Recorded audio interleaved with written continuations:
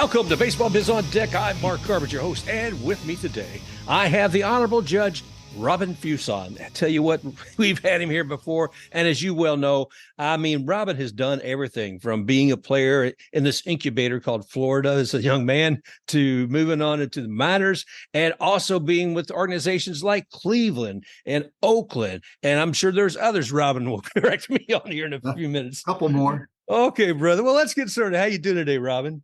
Great. Thanks for having me. Good to be here. Oh, man, I tell you what, it is the time of season. Boys and girls, it is day one of the World Series. Diamondbacks and Rangers. Did you foresee these two teams, man? Nope. In fact, I was thinking before it all started, with the wild cards, how many wild card teams actually make it into the World Series and win it. So, this is one for the ages. It is indeed. And I mean, think about it. None of the guys who had a bye at first, except Houston, really moved forward. I mean, the Rangers came in and they just swept Tampa. They go to the Orioles and beat them up. And then Houston, good gravy. I watched that. Man, I was thinking, can you believe home team advantage? There was no such thing in that series. The thing that amazes me is teams that have such, they didn't do that well. And they keep expanding. I guess it's great for the fan base to have more teams in it. But just think of guys that played back in the old days, their postseason statistics, how much higher they would be for batting averages and home runs and runs scored and innings pitched if they had wild card games and then the playoffs and then the American League, National League playoffs and then the World Series. They'd get another 15 games every year under their belt. We've talked time and again on the show about that. I know Matt Germain's had some real good theories about it. And, the old days, what? You had an American League champion and you had a National League champion. They went toe-to-toe. If you weren't there, boys and girls, with the top scores, top wins, sorry. So, that's it. And we missed a lot of those games growing up because they were day games and we were, in elementary and junior high school. And I didn't get to see a lot of them. We'd have to sneak a transistor radio into class just to catch some of the games. I'm with you 100%. I remember that. I remember playing hooky at work sometimes too, to go out and watch a game at a bar or something. But it was just unbelievable. And I don't want to get into it too much, but man, I tell you what, it ticks me off having to have streaming services to 2 or 3 or 4 different services to watch the series. But it's or find a friend who has Fox and Fubo or whatever. But it's been fun. But I look at your career. And we talked about this before, about being a coach and then also being a judge and evaluating things and judging things. And then there's the level, one more as far as in baseball, being the general manager. And I'm looking to you, dude. I'm saying, Miami, what's going on? Yeah, I volunteered for the Boston job. I don't think they're interested. I was goofing around on Twitter. I see, John Henry, I guess, was born in Quincy, Illinois. And I played collegiate ball in Quincy before I got drafted. So I said, there's the connection. How could he not like a fellow Quincy man? But I haven't heard anything back. So I don't think I played for Boston. So they're probably not interested in me anymore. You never know with that team. And I tell you what, but both Miami and Boston, I've got to wonder about how they handle the purse strings with those teams. I feel like Jeter left and Kim Ng left, and I wasn't sitting in the room with them, but I got a feeling that they didn't feel there was going to be a financial commitment from ownership to get the team that they needed on the field consistently. Yeah, well, it's just like the Devil Rays or the Rays, whatever you call them these days. You look around and the league is littered with former Rays players because, we don't have the salary, we don't have the fan base to provide the money to pay those guys. So once they establish themselves as an all-star, they're going to go out and shop and go to the bigger markets. You can't blame them. No. I mean, it's, there's, back in the old days, guys were basically indentured servants for the teams because they couldn't leave. So Curt Flood started all that. And then now it's gone completely the other way. There's no loyalty to a city or a team unless you're a franchise guy and they can afford to keep paying you for all those years. But, small markets really can't keep up. No, I mean, I looked to Chipper Jones with Atlanta Braves, and then I looked to Freddie Freeman, who did not sign with the Braves. And I think Chipper was like, come on, man, really? But there was a lot of things going on the back end of that you never know about. I don't know, man. I like you as that idea of you as the GM Yeah. and the especially in Miami. Kim Ng did a great job. There must have been some resistance that she was coming into that wasn't going to help her do what she needed to do. Yeah, I don't think she. Yeah, they probably had her hands tied to some degree, and she didn't want to live with that anymore. So, Well, I keep joking around and said, Brian Cashman has been getting so much criticism, the GM of the Yankees this past year. And she was actually like a disciple of his. She studied under him and also with an MLB. I think she actually negotiated part of the Garrett Cole contract.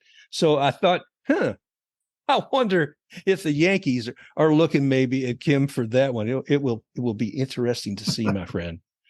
Oh, so looking over these games, I don't think either you or I saw necessarily that these teams would be there.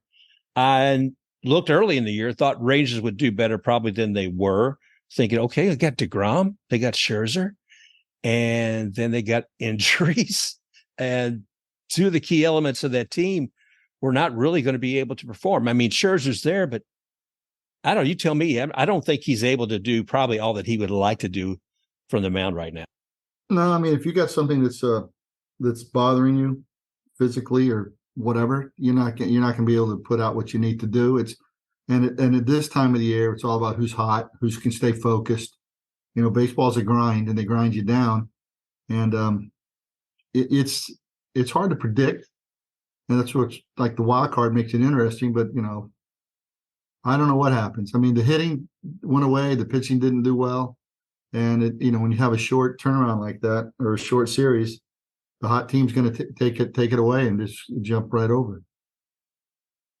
Well, let me ask you, I'm kind of jump here for a second back to the ALCS and ALDS.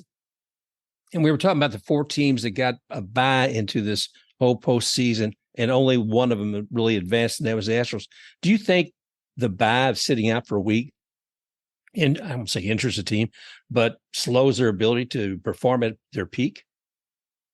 There's arguments both ways. I think a lot of it depends on what you do in between the time you stop playing and the time you start playing. I mean, you need to simulate games. Guys have to see people that are trying to get them out.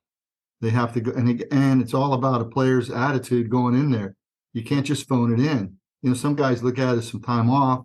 Other guys look at it as they just want to work harder.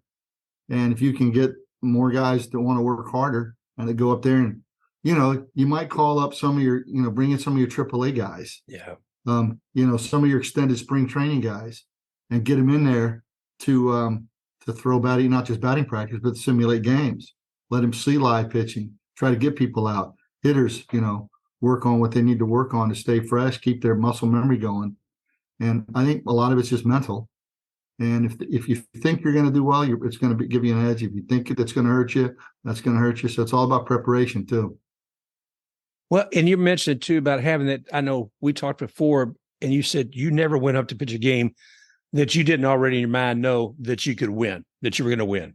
Right. That kind of attitude. I know we mentioned the Rays earlier, Taj Bradley. I think he's like that. I look at that young man, and whatever he just pitched, no matter if the ball was way out, he had the attitude, this next pitch is it. He was not going to live in the past or whatever just happened. He was going to go, go, go. And watching these young pitchers come up is always exciting to me. Well, my gosh, man, look at the D-backs. I know. A young guy from my old hometown of Louisville, Kentucky. There I am seeing Mr. Pfaadt coming up, played at Bellarmine University and Trinity High School. And I don't know that anybody really saw him rising up to this level of the World Series. See, that's the thing about baseball. Football, college is a kind of a good indicator generally of what a person's going to look like. But, in baseball, you get a kid out of high school or college, you don't know what they're going to be like at the end of the day because they're still growing. They're still learning. Learning how to play the game is so important. Yeah. I think we're missing a lot of that.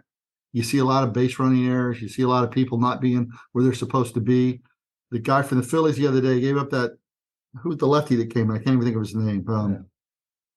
I know you're talking about. I can't either. I can't. Yeah. Anyway, there was a shot down the right field line, drove in a run. He didn't back up home. No. Catcher, if the ball gets by the catcher, another run scores.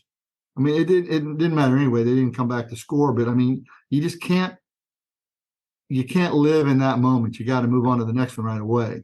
So these young guys that figure it out and just want to play, they're better. They don't worry about things. I don't think they let the moment overtake them. They just want to play the game. And then it's the same game as you played since you were in high school. Whenever the dimensions got to be 60 feet, 6 inches and 90 feet down the line, it's the same dimension, same field. It's no different. If you can get past the magnitude of the situation. And a lot of those kids, they played in games that at the moment were just as important to them as the World Series is. And if you're playing for the state championship in college or the national championship, so that's just as big in your own mind. So you've lived through that, and you just can't, get overtaken by that situation. Use your skills, play the game that you've been playing since you were 6 or younger these days, and things will fall into place for you, hopefully.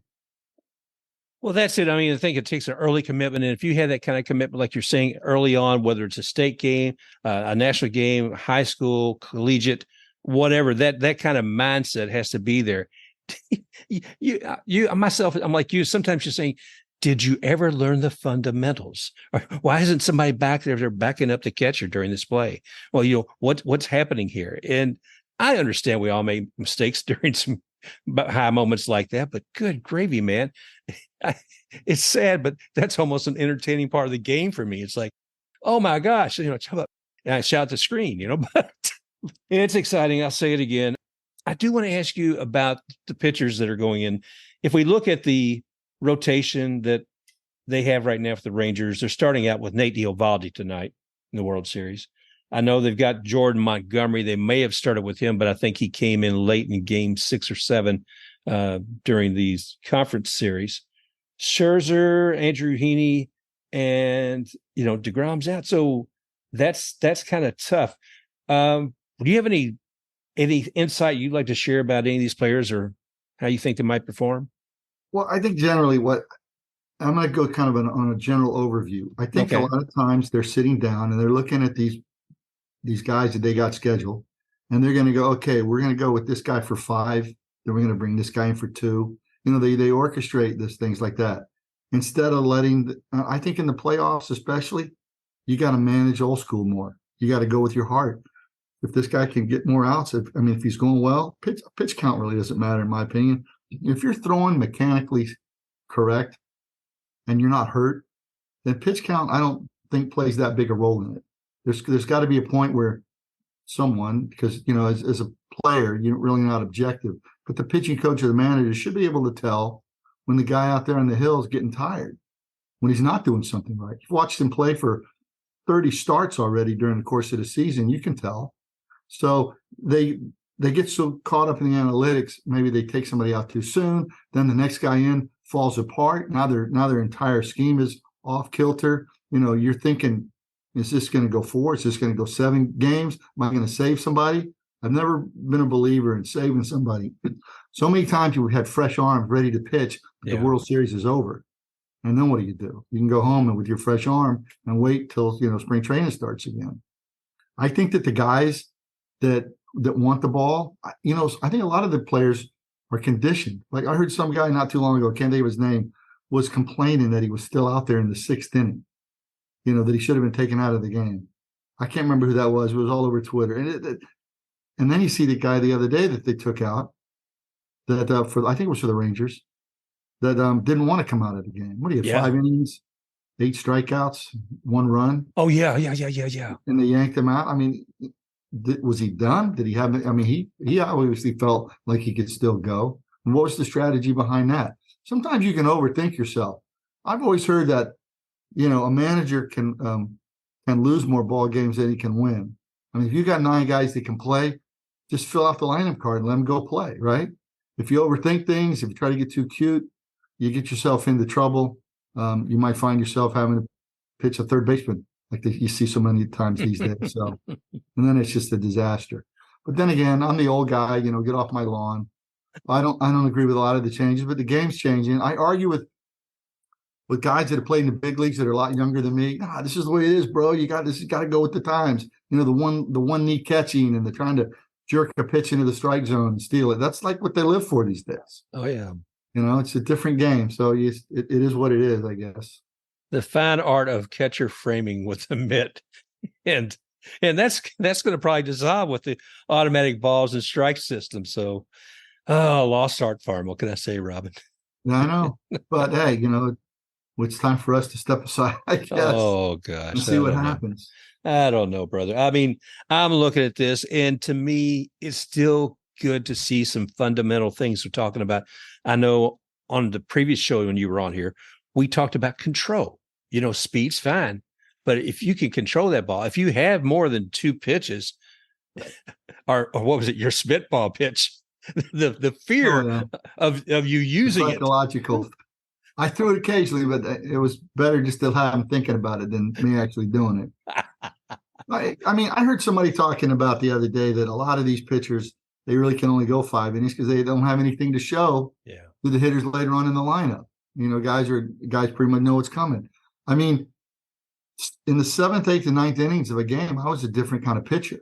Obviously, I wasn't going to throw as hard every pitch as I was in the first 3 innings. So I would just more off-speed stuff.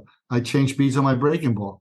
My slider could be anywhere from 87 to 88 miles an hour by the old school gun. Right. No telling what it would be today. And, sometimes it would be like 79 miles an hour.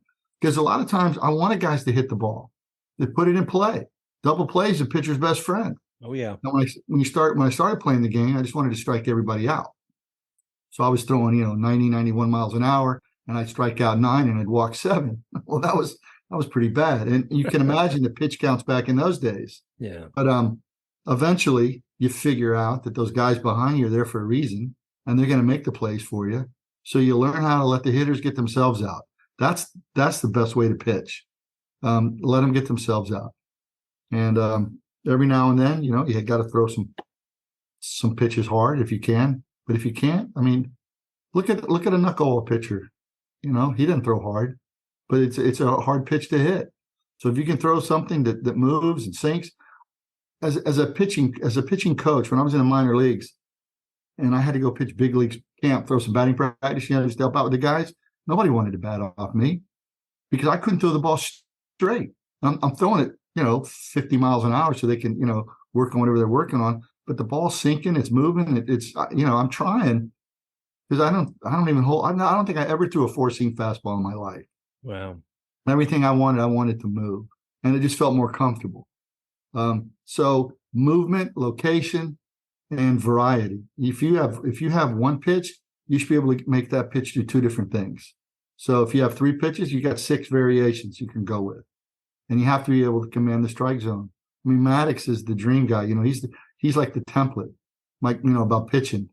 Greg Maddox about throwing keeping the pitches down in the strike zone when he needs them, up in the strike zone, in, out. Get the pitcher to move their eyes, try to move their feet. I mean, the great hitters, they're going to get their pitches and they're going to hit them. They're not going to miss as often, but there's maybe 1 or 2 in a lineup. And if you can get the people out around them, you're going to have success. With Greg Maddox, I'm sorry, I don't have all the numbers in front. He was pretty much consistently. Was he a 9-inning guy? I want to say he was into this 8th inning most of his career. Yeah. Because, he's not working hard because he's throwing right. I watch these folks, a lot of these pitchers when they pitch.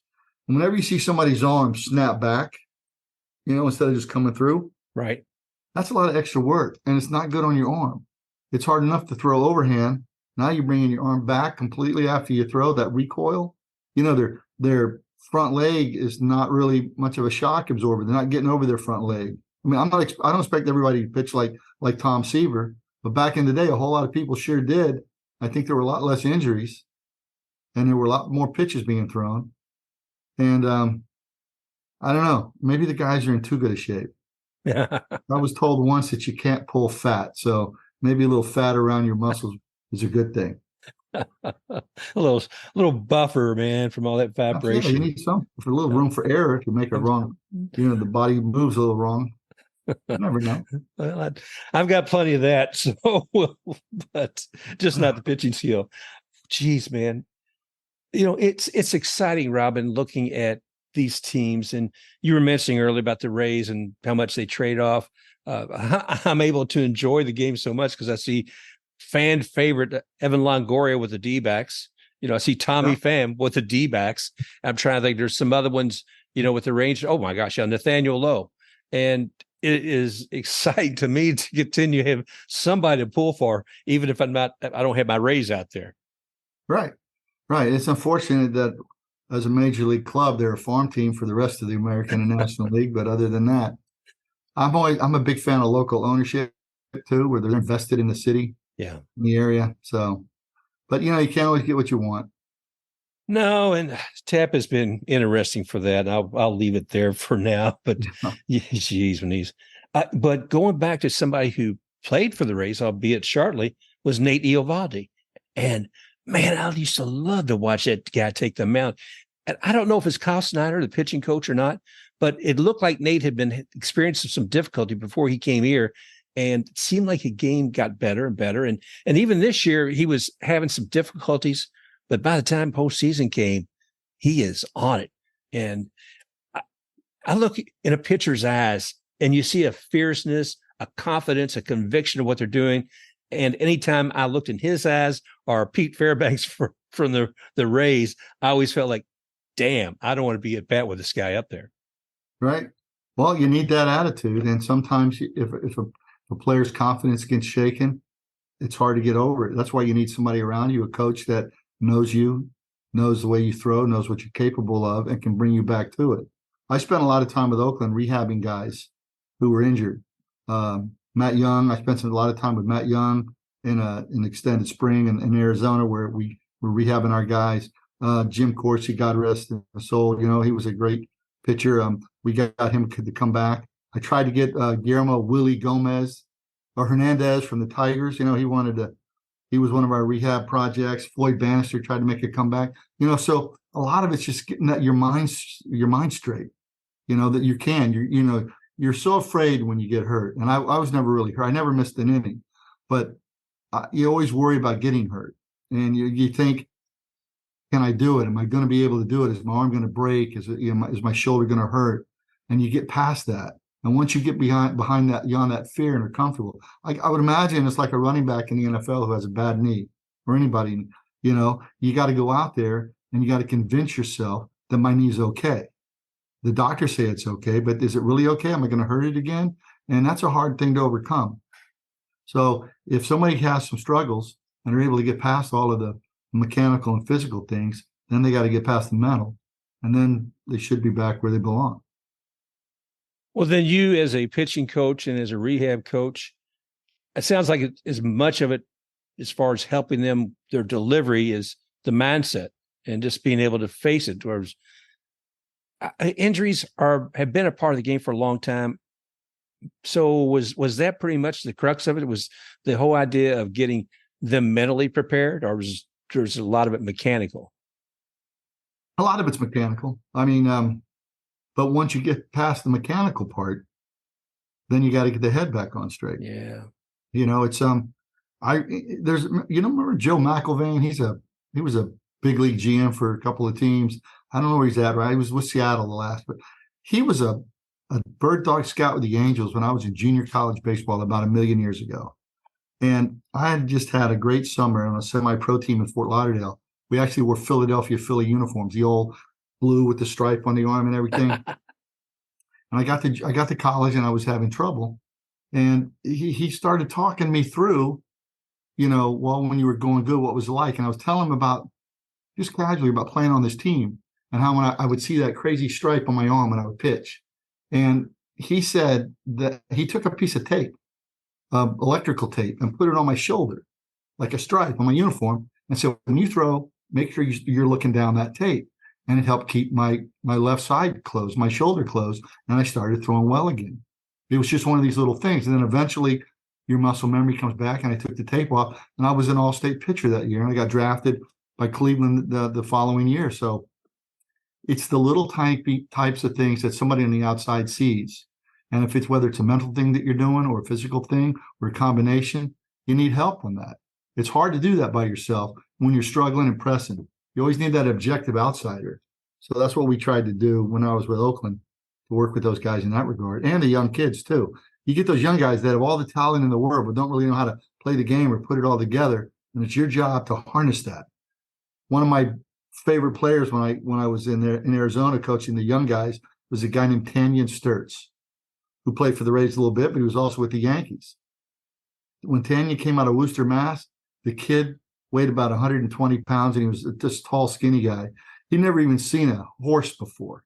And he's out there in Scottsdale, Arizona, in the desert, where we have coyotes running around on the way to the park in the morning.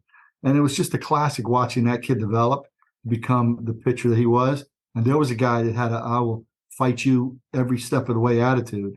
Yeah, he was the kind of guy you wanted on the mound every day. So that's, that brings me joy to think about those guys and coming up all the way from the bottom to the top like that. Yeah. Wow. That's got to be fulfilling, to be able to bring somebody through that, to help them find their goal, if you will, for themselves and for their team. I can't imagine.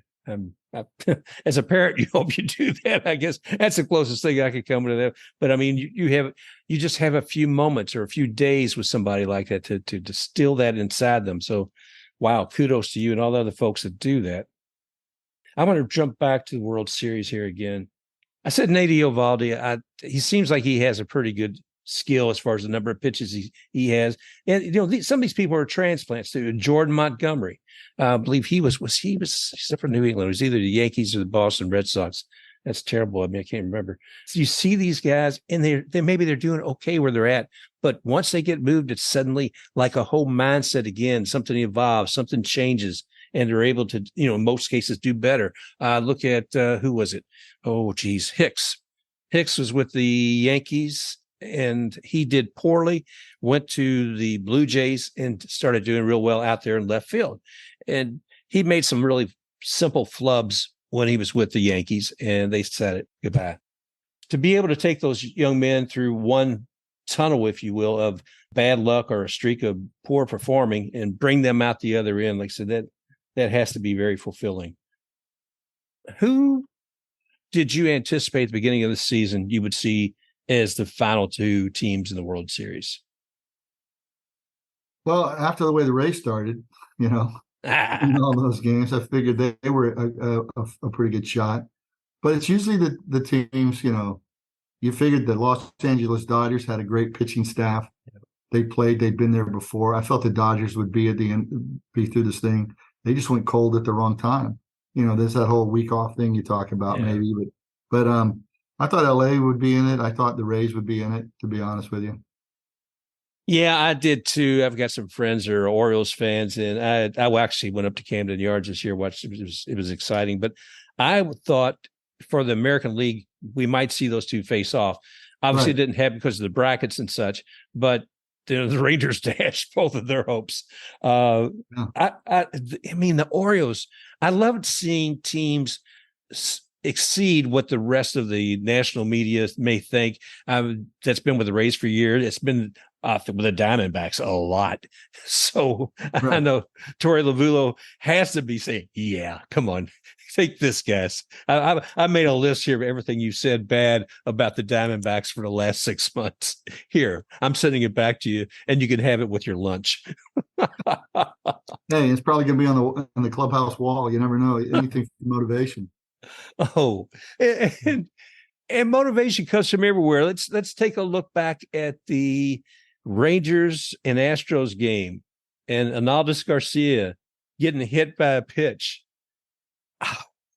One, personally, I don't know, but I looked at it and I thought, I didn't think it was intentional. I could understand why it might be, right, but I didn't think it was intentional. And if it was, I'm sure it was not anything Dusty Baker wanted to see what was going on with the team in the game at that point.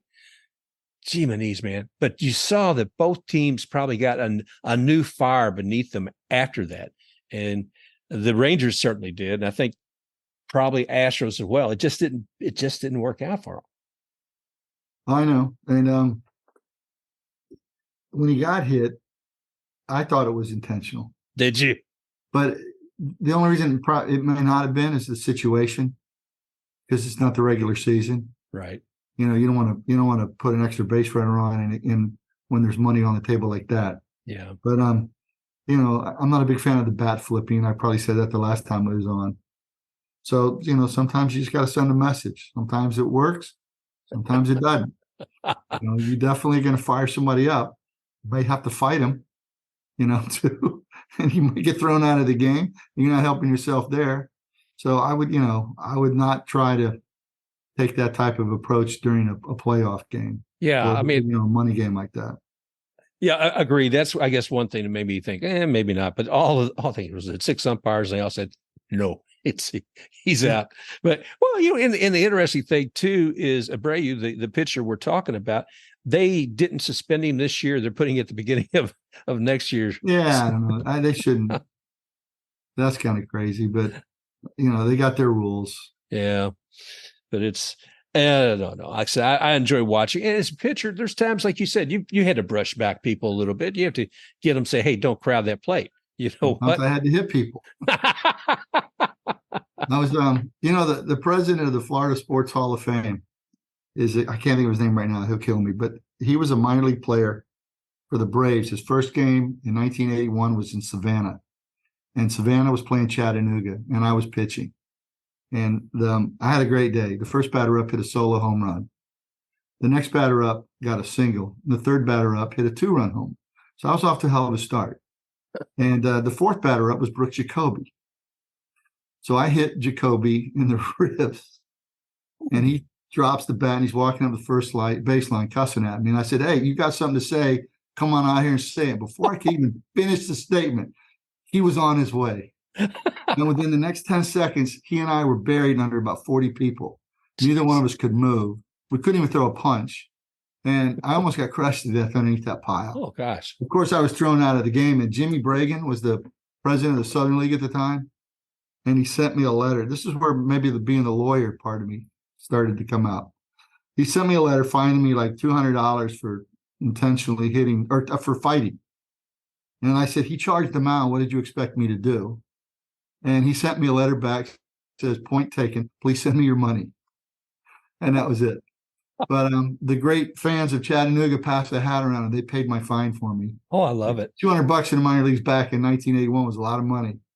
Yeah. So, but I deserved to get thrown out of the game, and he deserved to charge the mound and attack me. So I don't have any. And he ended up playing for Cleveland later on. No hard feelings. I certainly wouldn't throw it at anybody's head, but. Yeah, that's another thing. I mean, when you're throwing it ahead, it's completely different. And I know what you're saying about the bat flip. I mean, some of those are just like, oh, come on. I appreciate enthusiasm. But another thing, I was talking to my brother Chris the other day. He says, you know what thing that got me? He says he hit one the other day, and he takes the time to look at that home run, except guess what? That particular hit that my brother's talking about, it wasn't a home run. So you're injuring the rest of your team for not moving and getting yourself down the line a little faster, maybe getting there's a professionalism involved. Yeah. You don't want to, you're showing up the pitcher with all these antics. Hey, look at me. I just hit you into the moon. Everybody knows it's into the moon. Everybody can see it. Run around the bases. I mean, can you imagine if Nolan Ryan or Tom Seaver or Steve Carr, every time they struck somebody out, they pointed at him and taunted him and gave him, a load of crap. I mean, it's just, that's not what you do. You respect the game. You respect the other team. Now, go out after the game, maybe have a beer with the guy, and then you can give him all the crap you want. But, all in fun, because it's a sport, but you're trying to make a living, and you certainly don't need to make other people, you don't have to show people up. No. Everybody knows you hit the ball 500 feet, run around the bases like you've done it before, and go sit down and quit putting a bucket of seeds on your head after a home run or whatever other stuff they do in the dugout. Never seen anything like it. But hey, kids today, right? Kids today. But I do like, I think you said it before, don't make it like you've never done this before. If you hit that home run, it's like, oh, this is the first time that's ever happened, and celebrate it in that particular sense. So, and again, you can't put yourself above the team, and you need to have respect for the other players. Was it Bryce Harper? He was running the bases in, I think it was a shortstop. I even can't remember which team it was. And they made some crude remark to him as he got up and crossed home plate. He did a little zip across the next sign, and my brother was again saying, "Well, in football, you'd have a severe penalty." I said, "Well, I said in football too, you got a guy running right at your body the next play too." I wonder if there'd be less fights if they let them fight like in hockey until they get hit the ground. because some guys don't have the stomach for it. Oh But gosh. some guys, well, of course, the big guys they wouldn't give a hoot too much. But it's just there's going to be guys around you all the time. I was when you thought if you the guy I was talking about earlier, we had a player for the Memphis named Razor Shine, and I talked about this on Twitter, I guess earlier in the year. They had some beef during the game, and they both got tossed. And Shine came around underneath the tunnel and was trying to break down the door to get in there and fight the guy. Oh man. I was trying to calm him down. I wasn't part of it. I wasn't pitching that day. Shine didn't need a team. He was ready to go right then and there. He was fired up. So, and I wouldn't want to have to fight Shine like that. He was crazed. So it was fun. Those are some good memories. I know you're talking about memories in the game, and I'm thinking what you played in the Mexican League, and did you do Arizona and Dominican as well? Yeah. So in the winter, you're talking about winter ball? Yeah. Yeah. So I started out my first year in winter ball. I played in Colombia, 1981, in Barranquilla, Colombia, where some guy named Pablo Escobar was running around doing a lot of bad things, and that was kind of a crazy time. But then 82 and 83, I played in the Dominican Republic. 84, I played in Caracas, Venezuela. 85, I went back to the Dominican. And 86, I played in Mazatlan, Mexico. So that was all my off season running around. That was a blast. You only play 5 days a week. You had 5 starting pitchers. I pitched once a week. And the rest of the time, we're just, scuba diving, fishing, drinking, whatever else we could get into. It was fun times. Well, once the World Series closes, are there, or maybe even now, are you watching things like the Arizona Winter League? Are you looking forward to the Dominican Republic games, or what? The Caribbean World Series, if they televise it, that's always good. I got to play in 2 of those, one with Mexico and one with Venezuela. Because I don't know if they're doing it today, but back when I played, the local guys, the natives, like in the Dominican, all the major league guys played. Yeah. Even the big league stars. My infield in 82 in the Dominican Republic was Bonnie Castillo from Seattle, their third baseman, Rafael Ramirez for the Braves shortstop, and Alfredo Griffin, the Toronto shortstop, played second base. And Gerald Perry from the Atlanta Braves was our first baseman. Wow. And then in Venezuela, I had Ozzie Guillen was our shortstop, and that guy was so funny. I love playing with that guy. Dave Concepcion, the former Reds great, was still playing down there. I got to meet him. And these guys would all play in those games. They felt like they owed it to their countrymen. And they played, and you're playing against big league talent. My pitcher in the All-Star game in the Dominican Republic was Tony Pena. At the time, that guy was like the guy and the nicest guy in the world. Would do anything for you. He was always joking around, always funny. It was a great experience, and it helped educate me on how to be a baseball player, how to act around guys. Howard Johnson was down there from the Mets, and Pedro, all the guys. Anybody in the 80s that played in winter ball or lived in those countries, they played. And if they do that again this year, look how popular that during the spring training, the international baseball was, whatever that was, where they were all playing. Oh yeah, my gosh, the players you got to see with one another. For their country, and it was exciting. Whether I was looking at Juan Soto out there, whether I was looking at even Rodney Linares from coach for the Rays, watching him drive a team. All of these players, watching Trout face off against Shohei Ohtani, 2 teammates.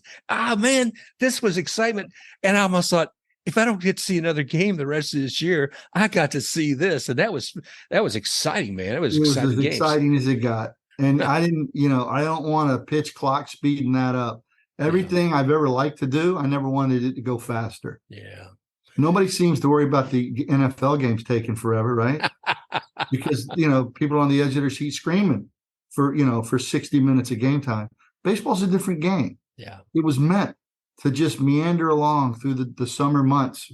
You could go to the game, you could talk about things, keep your scorecard, get up, get a bag of peanuts and a Coke. And it wasn't a rush. It wasn't on the edge of your seat adrenaline. Baseball was a game that you need to really know how to play or how to watch the game. You got to know the game to watch the game.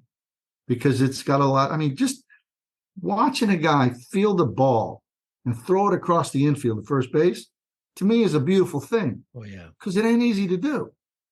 And to see these guys, go, and then they make the bigger plays. They dive, they make the backhands, they get up and they throw right to first base like it ain't nothing but a thing, because this is what they do. Yeah. That's their natural talent. And to me, fielding a ground ball and throwing it like that, it's not easy. I've taken enough ground balls to know. No. I know when I see, whether it be second base, shortstop, whoever, or even outfield, and you see them to rush to get that ball, and they leap, they're practically perpendicular with the ground, just straight as a board. They catch that ball, and the immediacy of which they're able to release that and get it to a first baseman, second baseman, or whatever in that play. I mean, the double plays are the most exciting part of this. And watching a game and you see, oh my gosh, they got two players on base right, like at first and second. And then I smile because I think, okay, something can happen now. Something can happen. We've got one out, but we've got these two guys that are in opposition on base and some excitement. And you were talking about depending upon the people behind you, and it does. You have pitchers when with the Rays once upon a time was Charlie Morton, and they called him Ground Chuck, because he could make sure there was plenty of grounders that came out there that could be playable. And, an off-speed slider is a great pitch to get somebody to ground into a double play on. Yeah. It's all about arm speed. If you can deceive the hitter, it's all about deception. I mean, anybody can hit a 100-mile-an-hour fastball if they're looking for it. Not anybody, any major league player, let's say. And, if they're looking dead red, they're going to be able to hit that pitch. You got to change speeds, get them out front, get them on their front foot, get that ground ball, get a ball up in the strike zone where they chase it and they pop it up and end an inning, things like that. You make your mistakes. The good hitters, like I said, they're going to hit them. It's just part of the game. Tip your hat, move on. You talk about moving on, man. This year has been a move on year for a lot of managers. I keep wondering who's going to leave or who's going to be forced out, whether it's Bob Melvin. Wasn't completely surprised about Dusty. I don't think these last games made any part of his decision. I think he made it some time ago. Yeah. And, and several others. And you think, where are they going to wind up? Is Joe Madden going to pop up somewhere? You never know. And, then you got Buck Showalter on the move somewhere, maybe. So it's going to be interesting. I'm always when the winter meetings happen, I'm always curious to see what the fallout is and who's going to be where. But have you ever been to the winter meetings? No. They're great. I went up. In fact, Joe McElvain, I talked about earlier, invited me up to Tennessee, to Nashville, a few years when I was still in private practice before I ran for judge. To see about possibly working for a major league club. And so I went up there, and it's amazing because the hotel we're at, there's a walkway in the atrium, and it's like a little river underneath it, and it's just like this wrought iron fence. And a lot of people are making major league deals right along those, sitting out there casually. The GMs are talking, the head scouts.